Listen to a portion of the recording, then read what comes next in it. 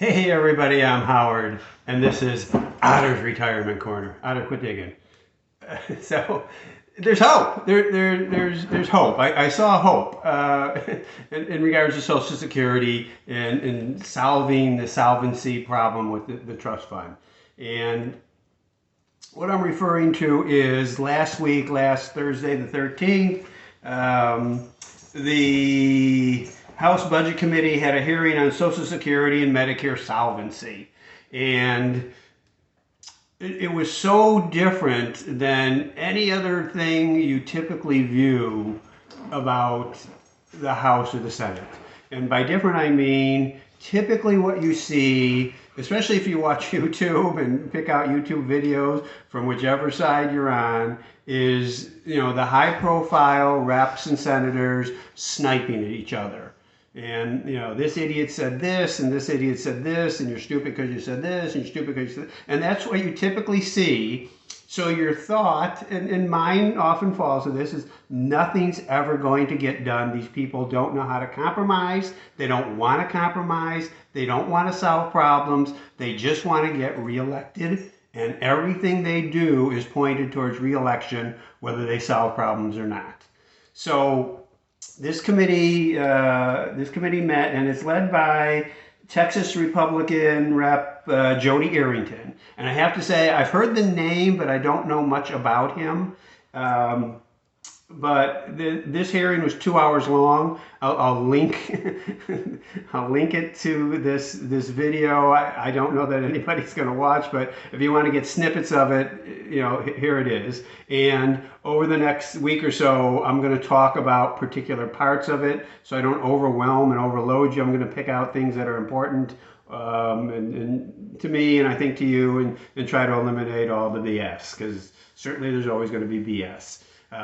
But the really uplifting thing, and I really got to compliment Representative Arrington, the most open-minded, hey, let's get it done attitude I've seen out of a politician in a long time. And it could be he's always like this, and there's 435 reps. I'm just not exposed to all of them all the time. And maybe if I watch C-SPAN more often or try to dig up some of these videos, I would see this. But he took the attitude of, okay, here's the problem. Social Security trust fund's going to run out of money. We all know that, and benefits are going to be cut 21, 22, 23%, whatever number comes out. Whether it's 10 years or 12 years, it's going to happen. And he said, we've got to solve that. That's not an issue of whether we should or shouldn't. We should solve this. And he admitted both sides, Democrats and Republicans, were to blame. And he also actually said, not just suggested, that there's factions within his own party that say, no, don't solve this. And there's factions within the Democratic Party that say, no, don't solve this. And it's just Washington BS stopping them from fixing a problem. Now, I don't know if this is a problem they can overcome. I'm a little doubtful and dubious about that. But just the attitude and the willingness to get something done, and how cordial everybody was to each other within this committee. Nobody sniped at each other. They were very complimentary. They were very professional. And it makes you think that there are some politicians in the background, the ones you don't see on the news, the ones you don't see on YouTube, working with each other to try to solve some problems.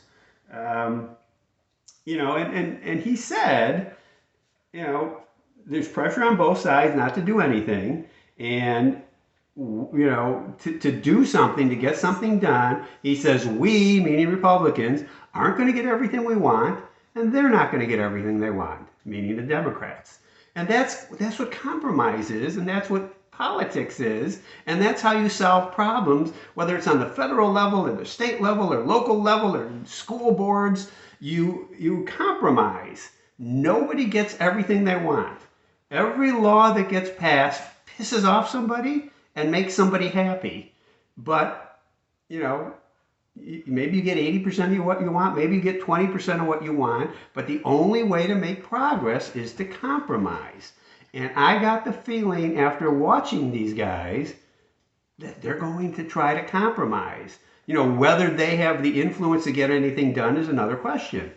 Clearly, Mike Johnson, who runs Congress, the Republican Speaker of the House, he's not going to bring the 2100 Act, the Social Security bill to the floor. And it's not going to happen certainly before the election, because they don't want to solve a problem on Joe Biden's watch. They don't want to touch something they don't have to touch that may cost them offices. So, they talk about the third rail, politicians don't want to touch this, Social Security, it's the only, if you make changes that are bad, you're going to lose office. Well, look back to 1983, they passed the Social Security amendment that, raised the retirement age, increased taxes, you pay income taxes on your benefit, very, very negative, bad things to the program, but nobody lost their office for that, nobody lost their jobs. It's not like if somebody passes a bill and it sort of favored the right or the left, you're going to quit voting the way you vote. And I think that's clear. Politicians have to do some really awful stuff to get thrown out of office. That's just the way it is. Oh, and here's a squeaky toy. No squeaky toys. Squeaky otter gets the wheel. Okay, sorry.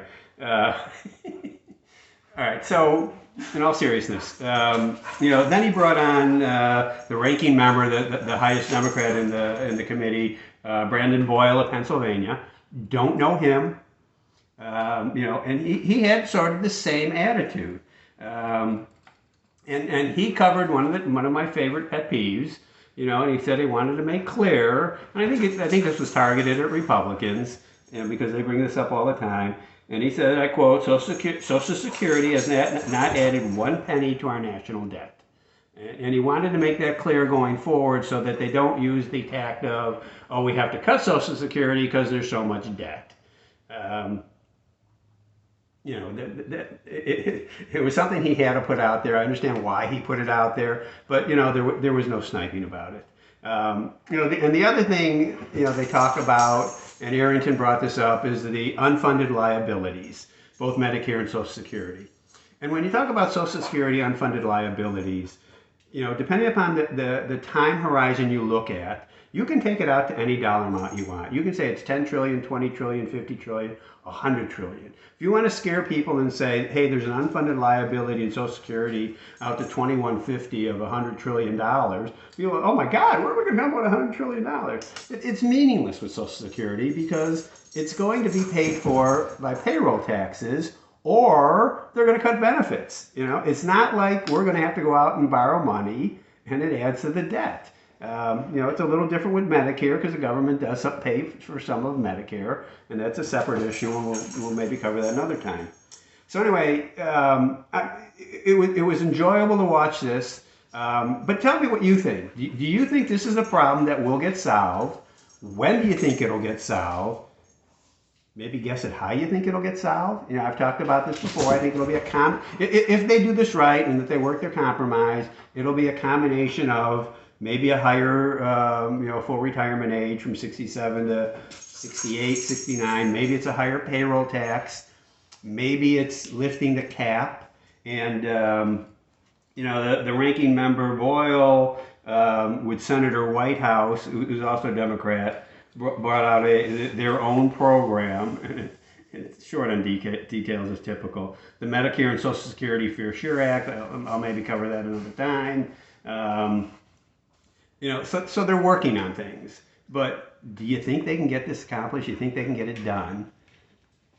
When? How?